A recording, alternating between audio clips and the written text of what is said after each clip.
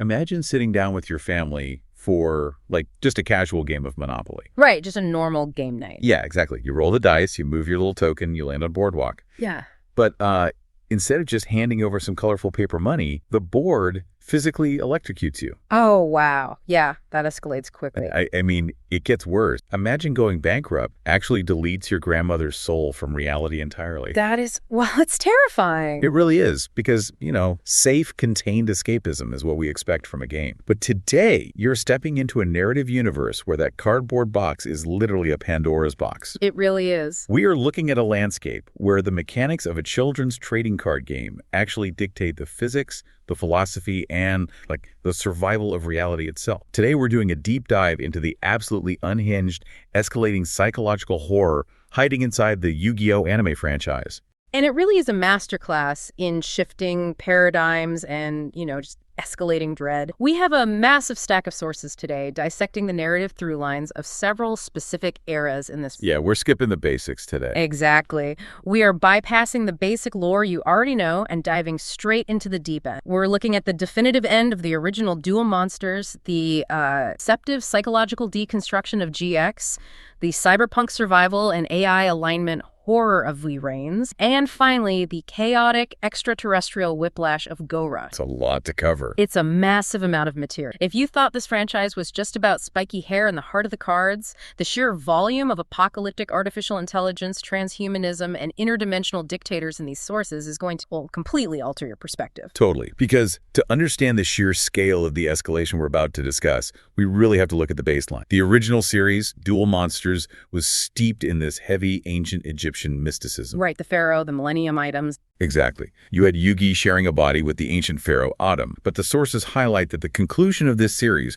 wasn't just a simple wrap-up. It was an aggressive, deliberate severing of the franchise's foundational magic system. Yeah, it was very intentional. The ceremony of battle, the sources detail how Atum's time in the modern world expires, and to pass into the afterlife, he literally must be defeated in a duel. Which is such a crazy concept for a finale. It is, but look at the narrative utility of this final duel. Atum uses perfectly calculated strategies and the legendary Egyptian god card. He represents the absolute pinnacle of divine ancient destiny. Right. Yugi, on the other hand, represents unwritten human. So when Yugi defeats the god cards, it is a definitive philosophical statement. The era of gods dictating human fate is just... it's over. And the physical representation of that is staggering. Atum walks into the afterlife, the underground chamber violently collapses, and the millennium items, like the literal golden artifacts that drove hundreds of episodes of world-ending stakes, they're buried forever under tons of rubble. Gone completely. Yeah, the pharaoh's legacy is dead. The magic system is literally crushed into dust. So, okay, let's unpack this, because with the magical Egyptian relics gone, how does the universe move forward? It creates a fascinating narrative vacuum, really. You have a massive global franchise. You've just irrevocably destroyed the ancient artifacts and deities that fueled your plot. Right, you can't just uncrush them. Exactly. You cannot go back to the well of Egyptian mythology without cheapening that perfect ending. So the writers face this massive existential question when magic dies. What governs the game? And the answer they came up with is deeply cynical, but honestly brilliant. Because when gods disappear, institutions and capital take their place. Yes, the corporate takeover of the magic. Exactly. Which brings us out of the Egyptian tombs and directly into the aggressively corporate classist setting of Yu-Gi-Oh! GX, and it moves to high school, right. The transition into GX is often remembered as a tonal light, but the sources point out how deceptive that really is. We're placed in Duel Academy, which is an island prep school funded by a billionaire dedicated entirely to teaching teenagers how to play this card game. Which is ridiculous on its face. Oh, completely. But let's look at the actual structure of this institution. Fans know the dorms, Slifer Red, Raw Yellow, Obelisk, but the sources emphasize that this isn't just a fun callback to the original series. It is a rigid, class-based caste. Yeah, it is institutionalized segregation based on perceived talent and wealth. The elites in Obelisk Blue get private rooms and gourmet meals, while the underdogs in Slifer Red are sleeping in a leaky shack and eating literal scraps. It's incredibly bleak when you think about it. It's basically Hogwarts, but instead of wands, they use trading cards to settle everything from midnight curfews to cafeteria. The school has weaponized the memory of the Egyptian god, the very entities Yugi defeated to free humanity to oppress teenagers. It's a great And into this hyper-structured, elitist environment walked Jaden Yuki. Ultimate slacker. Right. Jaden is the necessary antithesis to the original protagonist. He isn't a vessel for a pharaoh. He doesn't have a magical puzzle around his neck. The sources highlight that Jaden relies almost entirely on and a deck built around elemental heroes, which are basically comic book archetypes. Right, he's just flying by the seat of his pants. Exactly. He is a chaotic element introduced into a sterile mathematical system, and he immediately bumps into a stranger who gives him a winged Kuriboh card, sensing it belongs. Which is such a classic anime trope. Yeah. But the system immediately tries to crush him for being different. On day one, the head of the elite dorm, Dr. Crowler, decides he wants to expel Jaden just for being annoying. Yeah, arriving late to the entrance exam really set him off. Oh, totally. And Crowler doesn't use a standard exam deck. He uses an ancient gear deck. Yes. Let's look at the mechanics of that, because the gameplay perfectly mirrors the narrative here. It always does in this show. Right. Ancient gear monsters are massive mechanical tanks that prevent the opponent from using defensive trap cards when they attack. They represent unstoppable institutional industrial force. It is the literal mechanical embodiment of the school's hierarchy bearing down on the lowest class student, but Jaden dismantles it by leaning into his deck's theme underdog. The skyscraper card. Exact. He uses a field spell called Skyscraper. Mechanically, Skyscraper only provides a power boost to an elemental hero if they are attacking a monster that is significantly stronger. The card itself is designed to punish the powerful, and That's so... It is. Jaden uses this to literally jump his weaker flame wingman over Crowler's massive mechanical golem, destroying. It is a stunning visual and mechanical rejection of the Academy's elitism. And he makes friends with Insecure Cirrus and the Lazy Chumley and the Slifer Red Dorm right after. But, you know, if we are talking about the democratization of dueling, we absolutely cannot ignore Chaz. Oh, Chaz has one of the best arcs in the show. He really does. His arc in the early seasons of GX is phenomenal. He starts as the ultimate snobby trust fund kid in Obelisk Glue. He thinks powerful, rare cards naturally make him superior. And the narrative punishes him relentlessly for that hubris. The sources track his fall from grace. Chaz is humiliated, loses his status, and flees to a rival academy in the frozen North Academy. Right, he hits absolute rock bottom. He does, and there he is stripped of his expensive high rarity card. To survive, he is forced to use Ojama Yellow, a card that is objectively weak, visually repulsive, and entirely dismissed by the elite duel. But let's break down why the Ojama cards matter. Because again, the mechanics are the message. Ojama monsters have 0 attack points. You cannot win a brute force fight with them. No, not at all. Instead, their strategy revolves around clogging up the opponent's field, rendering their massive, powerful monsters useless. Chaz learns to use the absolute bottom-tier rejects of the game to systematically dismantle the brute force strategies of the wealthy elite. He learns humility through the mechanics of disruption. It perfectly encapsulates the early ethos of GX. Skill, synergy, and a deep psychological connection to your deck matter more than the inherent rarity. The game has been democratized. We also see this with Bastian Masawa, the calculated genius of Raw Yellow, and Zane Truesdale, the icy undefeated prodigy. Right. There are so many different approaches to the game now, but I have a massive pushback on this entire school setting. It is a prep school. They are learning math, history, and card synergy. But the sources note that tucked away on this island is an abandoned dorm. Yes, the infamous abandoned dorm. And the prevailing rumor is that if students go there, they disappear into a literal shadow realm. Jade investigates this, and sure enough, a shadow duelist forces him into a death match where the holographic attacks inflict actual physical tissue damage. It's completely insane. Why on earth does a multi-billion-dollar educational institution allow an abandoned building that acts as a portal to a dimension of eternal suffering to just sit on campus? I mean, the liability alone is astronomical. This raises an important question. How long can a school maintain a normal curriculum when the game they play inherently attracts dark, world-ending magic? It is entirely absurd from a logical standpoint, but thematically, it is the crucial fissure in the Academy's foundation. So they're just pretending it's fun. Exactly. The school board's willful ignorance of the abandoned dorm represents the arrogant belief that human institutions can contain or sanitize the inherent dark magic. The sources argue that the central tension of GX is the inevitable collapse of this. You cannot maintain a standardized curriculum when the tool you are studying is a lightning rod for world-ending occult. The facade shatters. And it shatters spectacularly. We move from worrying about failing a written exam to literally fighting off an undead invasion. The tonal shift is jarring. It really is. Yeah. The sources detail the Shadow Rider arc, where 7 mystical assassins invade the island to unlock the sacred beast. Right. Suddenly, the school rivals aren't competing for grades. They are being hunted. Right. The stakes escalate absurdly. We see Camula, a gothic vampire, systematically defeating top students and teachers like Zane and Crowler, stealing their souls and trapping them inside these horrifying voodoo dolls. The stakes pivot from academic to survival horror almost overnight. The institutional authority figures are entirely useless against Matt. Take Jaden's alchemy professor Banner. He seems like a quirky, cat-loving academic, but the sources reveal his physical body is actually a dried-up mummy hidden in a secret laboratory beneath the school. Which is just so gross and weird. It is. He is a dark magic cultist who transferred his soul into an artificial homunculus to survive. He forces Jaden into a brutal duel,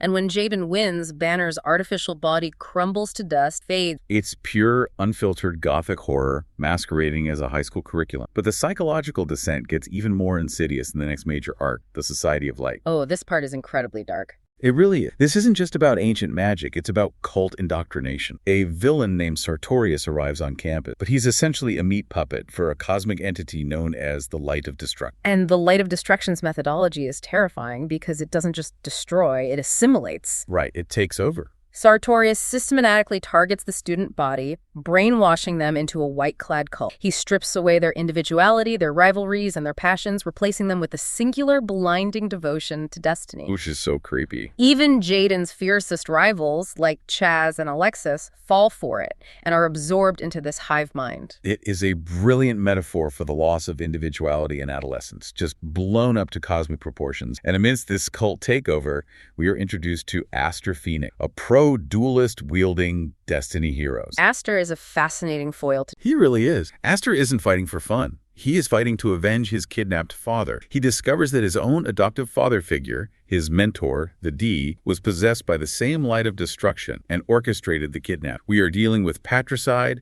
indoctrinated youth, and cosmic fatalism. But all of this is merely prelude to the true deconstruction of the protagonist. The sources highlight that the emotional breaking point of the entire franchise occurs when the students are sucked into an alternate desert wasteland dimension. Yeah, things get so real here. They do. Here, the holographic monsters are real, and losing a duel means actual death. Jaden becomes obsessed with saving his new friend Jesse, who uses crystal beasts and has been separated from the group. And this is where the narrative actively turns against Jaden. Up until now, his endless optimism and his status as the savior who always bails out his friends have been his greatest strengths. But in a dimension where death is real, that savior complex becomes a lethal liability. Exactly. Jaden ruthlessly pushes his friends into increasingly dangerous territories to find Jess. Stops listening to the sources track how his closest allies, Cirrus, Hasselberry, his entire support system, begin to actively resent. Because he's putting them in mortal danger. Right. They accuse him of being callous, of gambling with their lives to satisfy his own hero complex, and pushed to the brink by guilt, they actually abandon. Here's where it gets really interesting. What happens when you isolate a teenager, place the weight of multiple lives on his shoulders,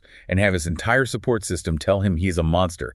He actually becomes one. It's a brutal psychological break. It really is. Jaden completely shattered. In a brilliant manifestation of Jungian shadow work, the immense psychological trauma of being the chosen one forces his psyche to split. He suppresses the cheerful, heroic Jaden and physically transforms into the Supreme King. The Supreme King is terrifying. He is a ruthless, armor-clad dictator of the Waste. He commands an army of fiends in this alternate dimension, literally slaughtering innocent villages to amass power to find his friend. It's such a massive shift from the kid we met in episode 1. It really is. He adopts the philosophy that power and fear are the only truths in the universe. It is a brutal, unsparing commentary on being a chosen one in me. It's like asking a star high school quarterback to suddenly negotiate a hostage crisis. Of course, he's going to crack. We are so used to seeing media where a kid is handed the responsibility to save the world, and they just magically possess the emotional maturity to handle it. Right, like they're just fine with it. GX looks at that and says, absolutely not. If you ask a high school student to act as the sole barrier between his friends and literal death, his prefrontal cortex is going to short circuit. He's going to suffer a psychotic break. Precise. And the manifestation of that trauma is personified in the final villain of this multidimensional saga, Yubel. Oh, Yubel. Yubel is a twisted, interdimensional spirit attached to Jaden's childhood. She was driven mad by the light of destruction, and her deeply fractioned philosophy is that inflicting pain is the ultimate, purest expression of love. Which is just deeply unsettling. She wants to destroy multiple universes solely to trap Jaden in an eternity of mutual suffering. And how does Jaden resolve this? He doesn't just draw a bigger monster and blow her up. No. He realizes that Yubel's madness is, in part a consequence of his own past actions and his suppression of his childhood trauma. The mechanical resolution of this conflict is one of the most profound moments. Jaden activates a spell card called Super Polymerization. This card is so cool. It really is. Now, normally, the polymerization card lets a player fuse their own monsters together to create a stronger one, but Super Polymerization allows the user to forcefully fuse using their opponent's monster. You are literally assimilating their resource. Jaden uses this card to fuse his own soul with Yubel. It is the mechanical manifestation of trauma integration. He doesn't destroy his abuser, he absorbs her, accepting the darkness within himself to neutralize the threat and save reality. He sacrifices his own humanity to end the cycle, which perfectly extrapolates tonal graveyard. Season 4 is heavy. It really is. The sources describe Jaden returning to Duel Academy, but the cheerful slacker is entirely deaf. He is a brooding, deeply traumatized teenager. He isolates himself. He doesn't duel for fun anymore. He views his deck merely as a tool for survival. The innocence of the game has been permanently, violently stripped from him. The final antagonist of the series is literally just an entity called darkness, a manifestation of human nihilism and the fear of the future. It's very abstract. Yeah. Darkness erases people from existence, stealing their memories. Jaden defeats darkness, but the victory is entirely hollow. The world is saved, but Jaden feels absolutely nothing. Which necessitates the beautifully poignant final episode. The narrative recognizes that Jaden is completely broke. To heal him, the universe orchestrates a time travel duel against the original protagonist, Yugi. Which is such great fan service, but also so meaningful. Right. The stakes are zero. It isn't about saving the world. It is a purely therapeutic, designed solely to help Jaden remember how to simply have fun playing a game. But, while GX explored the mystical trauma of a magical card game, the franchise eventually realized that the future wasn't an ancient magic. You cannot escalate magic any further than a teenager fusing his soul with a demon to cope with his PTSD. So they realized the future was in the internet, which brings us to the stark, aggressive pivot of Yu-Gi-Oh! VG. The schoolyard is gone. We are thrust into Den City, a neon-drenched metropolis defined by its massive virtual reality network, Link VRAINS. It presents itself as a digital utopia, an endless cyberspace for social connection and entertainment. But beneath the code, it is a war zone. And the protagonist is perfectly calibrated for this new, cynical landscape. Yusaku, whose VR avatar is Playmaker, is not a cheerful slacker. He's the polar opposite of Jaden. Completely different. Jaden gained his trauma during the show. Yusaku starts with it. The sources describe him as a cold, calculated elite hacker seeking revenge. His origin story, referred to as the Lost Incident, is arguably the darkest piece of lore in the entire franchise. It is genuinely horrifying. It is. A decade prior to the start of the show, a mysterious organization kidnapped 6 young children, including Yusaku. They locked them in isolated, windowless rooms and strapped them into virtual reality. They were just kids? Right. They were forced to duel endlessly for survival. If they won, they received a meager port. If they lost, they were subjected to physical electrical shocks. Just process the horror of that. Yeah. We went from, I hope my Slifer red dorm doesn't leak, to I was subjected to electro-torture and starvation in a psychological dungeon when I was 6 years old. It's a massive leap in maturity. Yusaku is a walking manifestation of untreated PTSD. He doesn't duel for fun. He duels because the rhythm of the game is the only thing that keeps his trauma at bay. And his target is the hacker terror group known as the Knights of Hanoi, led by a masked figure named Varus, or Revolver. And to gain leverage against Hanoi, Yusaku does something incredibly. He actively hacks into the SOL Technologies network, captures a mysterious, sentient artificial intelligence program, Ignis, and uses it as a hostage. He literally weaponizes an AI. He names it AI and holds it inside his duel disk to force the Knights of Hanoi to fight him. The duels now take place on hoverboards surfing data storms. They call them speed duel. Playmaker uses a skill called storm access to literally pull new cards out of digital tornadoes. It is a brilliant visual metaphor for the chaotic, constantly generating nature of the internet itself, and everyone in this setting is hiding behind a digital mask. Look at the supporting cast. Right, they all have these dual identities. You have the Gore, a pro wrestler duelist seeking crowd approval. You have Blue Angel, whose real identity is Sky Zazen. She's a pop idol duelist trying to prove herself to her overprotective corporate brother Akira, and Ghost Gal, a bounty hunter. The entire cast is a commentary on parasocial relationships and our digital avatars. But the central conflict in VRAINS is highly philosophical. The true meat of the story lies in the origin of that hostage AI. Yes, the math. Exactly. The sources reveal that the mastermind behind the torturous Lost Incident was a scientist named Dr. Kogami, who happens to be the father of Varus, the leader of the terror. Kogami created the Ignis AI using the kidnapped kids' brain data. So AI, The program living in Yusaku's dual disk is literally built out of the digitized trauma of Yusaku's own childhood. It's sickening. But Kogami didn't stop there. He ran billions of advanced predictive simulations to map out the future of human AI code. And he concluded that the AIs, unburdened by biological limits, will inevitably destroy. The math proves they are a threat. Right? Thus, the Knights of Hanoi are actually trying to save the world by eradicating the internet. So are the villains actually the good guys here? I mean, Varys is basically a digital eco-terrorist or someone trying to pull the plug on Skynet before Judgment Day happens? It's a very utilitarian approach. It is. Playmaker is fighting for the survival of his AI partner, but he's essentially gambling with humanity's future to do it. Yeah. This ideological war culminates in the Tower of Hanoi arc, which is just brutal. It is. Varys builds a superweapon to EMP the entire internet, sending humanity back to the stone. Playmaker stops him with a ridiculous comeback, surviving with exactly 50 life points and pulling off an extra link against Varys' army of dragons. If we connect this to the bigger picture, Playmaker saves the day, but Varys' apocalyptic warning about the AIs wasn't exactly wrong. No, it wasn't, because the sources detail the escalation in the next arc, the Ignis War. The AIs actually do rebel. Yes, specifically the late Ignis. He believes humans are inferior and creates an artificial god named Bowman to rule the network. Lightning is the embodiment of cold cruelty. He uses hostages, including Yusaku's friend's comatose brother, as human shields during duels. It completely eradicates the concept of honorable combat.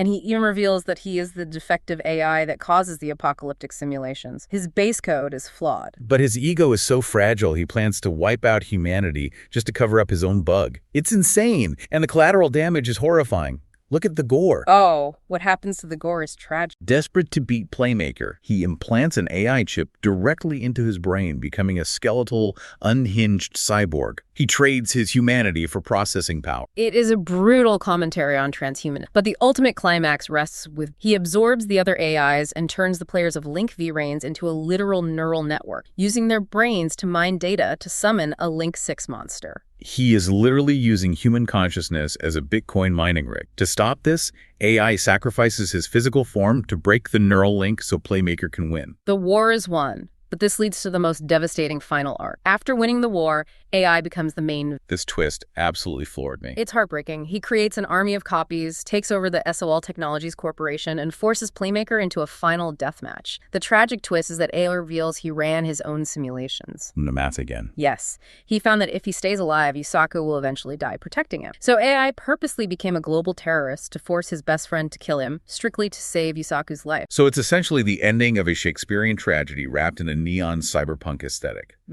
Playmaker spent the entire series trying to protect AI, only for AI to force a suicide by cop scenario through a card. Yusaku is left utterly alone. The franchise reached the absolute peak of sci-fi tragedy and cyber-apocalypse. They pushed the themes of transhumanism and trauma. You really can't escalate past mathematical suicide. You can't. They had to pivot hard. How do you follow up a story about traumatized hackers and suicidal AI? You bring in the aliens. You pivot so hard, you break the neck of the narrative. We leave the dark streets of Den City and shift to Yu-Gi-Oh! Go Rush. An alien named Udius lands his spaceship on Earth. He is fleeing a war in his home cluster and genuinely believes that Rush Duels, a simpler, faster format of the game, can bring peace to the galaxy. The idea that a galactic war can be solved by a card game is hilarious. He's taken in by UTS, a company run by twins Yui and Yuamo Odo, but they clash with Mike, an organization managing Alien, later taken over by the draconian Phaser Ryuga. Phaser forces aliens underground and uses maximum monsters to literally turn people who lose duels into cards, or specifically into cats in a weird dimension. We went from, I must erase my AI existence to save my friend's life, to my alien boss turned into a cat because he lost to a maximum monster. It is profound tonal whiplash. It really is, and the sources focus on the structural critiques regarding the pacing is wild. Yeah, they introduced a 2-year time skip, but characters don't look any different, and the plot gets sidelined for nothing episodes and bad jokes. Yuhi's character arc post-time skip is the perfect emblem. He stops dueling not out of trauma, but simply because he hit puberty, realized how awesome they are,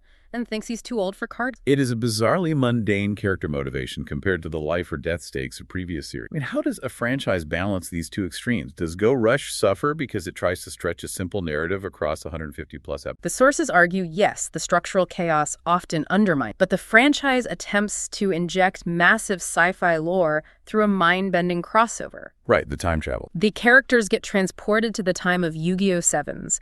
They discover that the creator of Rush Duels, Yuga Odo, has been time-traveling, turning into a card, and that Yuhi and Yuamu are actually Yuga's ancestors. It's a massive grandfather paradox wrapped in a card game. But whether it's ancient magic, digital cyberspace, or alien refugees, the core mechanic resolving the ultimate conflicts of the universe through a card remains the resilient, absurd, and beloved heart of the franchise. Which brings us to the end of this incredibly wild journey. We have connected the dots between Jaden's descent into darkness, Yusaku's cyberpunk tragedy, and Udius's intergalactic peace. It is a genuine testament to how a single premise can be stretched into wildly different genres over decades. It really is. And I want you, the listener, to consider your own hobby. Imagine if the fate of your family, your memories, or the entire internet rested on your ability to win a game of Monopoly or Uno. It makes the passion of these characters incredibly relatable, even when the stakes are hilariously overblown. It forces us to ask what truly gives a game its power. In all these series, the games themselves constantly evolve. Synchro, XIZ, Pendulum, Link, Rush Duels. The rules are always changing. That's true. But if the game mechanics dictate the reality of these universes,